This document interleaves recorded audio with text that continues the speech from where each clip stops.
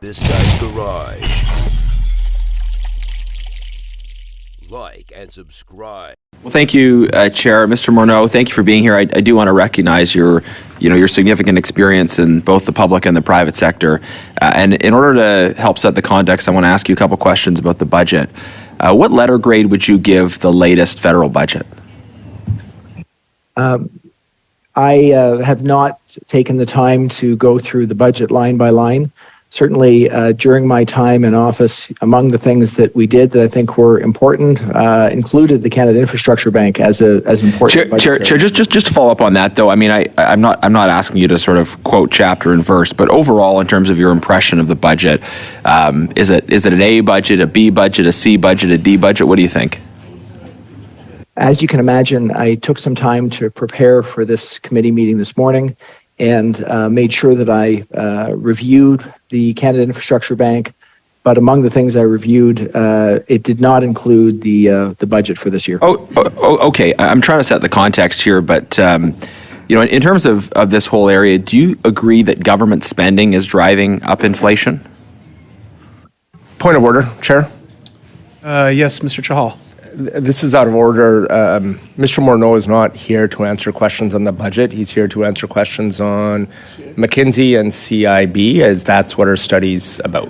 Mr. Chair, if I can just comment on the point of order. First of all, it's interesting that Liberal members don't want to hear this, but Ms. O'Connell asked extensive questions about the current wildfires and climate change, and Mr. Chahal didn't object at that time. It's hard to be anywhere in this country right now and not think about climate change, the forest fires that Canada is burning, and the impact on our country in dealing with that. I think if Ms. O'Connell's questions were allowed to stand and considered relevant in the context of the current study, then mine are certainly more relevant, since they actually deal with financial matters and government spending. And these things can be interpreted different ways, but I hope you would apply the rules equally to members in different parties. Thank you, Mr. Jenness. I believe Ms. O'Connell's remarks were her prelude to her questions. Her questions weren't actually in regards to that. She made them very specific to the relationship and the infrastructure bank. So I'd kindly ask that you and all members keep your questioning to the relationship regarding McKinsey and Company and the infrastructure bank. Thank you. Well, thank you, Chair. I will make the link and appreciate the opportunity. Just given the question was asked, if he agrees that government spending is driving inflation, if Mr. Morneau, just give him a chance to respond if he wants to. Go ahead, Mr. Morneau. One of the ideas behind the Canada Infrastructure Bank was that we would make investments that would be effective for the long term and that would not crowd out private sector investment. So it was not seen from our perspective as something that was going to be inflationary, something that would be positive for the long-term prosperity of Canada, but in no way did we see it as a mechanism that would be anything other than finding a way to increase investment in a needed area. So, that's the closest link to inflation to the subject this morning. Right. Okay. Maybe just to follow up on that, then, is there a point at which spending on the infrastructure bank in combination with spending overall government, do you think at a certain point government spending is inflationary in its effects? Sorry, Mr. Jenness, I'm going to ask you to make a link between that question and the study that this committee is embarking on, please. Yeah, I did. I just said in the context of spending on the infrastructure bank and spending in general, the government has to make decisions about spending on the infrastructure bank as well as other areas. And so I think whether spending is inflationary or not is linked to that. But the question at hand, Mr. Jenness, is what role did McKinsey and Company play in the creation of the infrastructure bank? I don't see the relevance, and I'm going to ask you please to make a relevant case as to why that question is linked. Because the question of whether this was a good policy or not is informed by the question of what its effects are. You allow Liberal members to speak at length about climate change in the context of their questions, and I think Canadians want to hear from Mr. Morneau on these questions. And I think it's as or more relevant as Ms. O'Connell's questions. So, and I referenced the infrastructure bank in my explanation. How much time do I have left, by the way, Chair? You have 2 minutes and 30 seconds because I took away the time of the point of order. Thank you. Thank you very much. Okay. I have other things I want to ask about, but Mr. Morneau, do you want to respond to this point? I have nothing to respond to that particular point. Okay.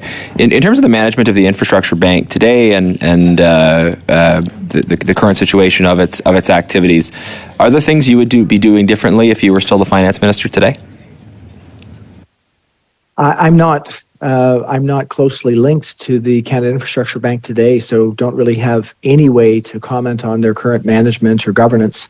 When I was Minister of Finance, would have been engaged only from a distance because it was a separate institution. So I really can't answer that question with any seriousness. Okay. Do you think that the interest rate hikes we're seeing now were a predictable result of current government policy? Why is that relevant? Point of order, Mr. Chair. Once again, no relevancy to the study. The member Let him answer. would know from committee members who brought this motion forward that we're here to study McKinsey and the Infrastructure Bank, not interest rates, not finance policy from another committee. So I would ask the member to focus on what we're here to study. And if I didn't members interrupt across Ms. want a O'Connell different at all. study on finance, they should bring that forward. But we've agreed upon a study on McKinsey and the Infrastructure Bank. Mr. Morneau's taken his time out of his schedule to come here to answer questions on that, so we should focus on that. Thank you, Mr. Chahal. I'll once again ask that we ensure that our questions are relevant to the question of the role that McKinsey and Company played in the creation of the Canada Infrastructure Bank. And once again, your time has been stopped as to not penalize you for the point of orders, Mr. Jennis. Thank you, Chair. I let Ms. O'Connell go far afield of the topic without interruption, and it's interesting that Liberal members don't want to hear from the former Liberal Finance Minister about these issues. Do you want to answer the question I just asked, Mr. Morneau, and then I'm going to ask you about Mr. Pickersgill in the time I have left. I'm happy for you to move on to other questions. But do you want to address the issue of were the interest rate hikes the predictable result of current government policy? Would you like to address that? In fact, when I was Minister of Finance, I made it my absolute priority not to comment on interest rates, and I think I'll continue that this morning. What interactions did you have with Mr. Pickersgill in the context of your role as Minister of Finance in general? What interactions did you have with Mr. Pickersgill? I don't believe I've ever in my life had a meeting one-on-one with Mr. Pickersgill. I think that he was one of the people that was supporting Dominic Barton at a certain stage in the Advisory Council deliberations. Did you meet with your staff at any point? I can't answer that question. I don't know. Was he the one responsible for selling McKinsey products and services to the Government of Canada?